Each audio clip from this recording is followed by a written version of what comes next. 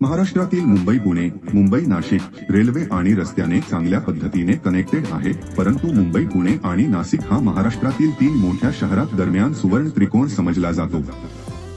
यामध्ये पुणे आणि नाशिक दरम्यान फक्त रस्त्याची कनेक्टिव्हिटी आहे, परंतु रेल्वेची कनेक्टिव्हिटी नाही। दरम्यान या दोन्ही मोठ्या शहरांमध्ये येणाऱ्या जाणाऱ्या लोकांची संख्या भरपूर असते, परंतु ट्रॅफिक जाममुळे प्रवासाला लागणारा वेळ वाढतो। यासाठी पुणे नाशिक रेल्वे प्रस्तावित झाली, परंतु ते आता शिर्डी मार्गे वळवल्यामुळे मोठा नुकसान हे नाशिक शहराचा होणार आहे, कारण पुण्यावरून निघालेली गाडी ही शिर्डी मार्गे मनमाडला जाईल व तसेच मनमाड वरून उत्तर भारतात जाईल।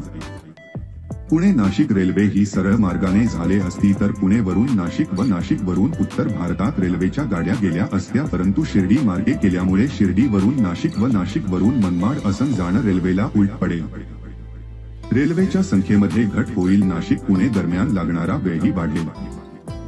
ही जी संख्या जर कमी झाली पुणे आणि नाशिक दरम्यान तर त्याचा जो मेन उद्दिष्ट होते ते साध्य होणार नाही। तसेच पुण्यावरून नाशिक आणि नाशिक वरून पुण्यात अपडाऊन ही शक्य होणार नाही।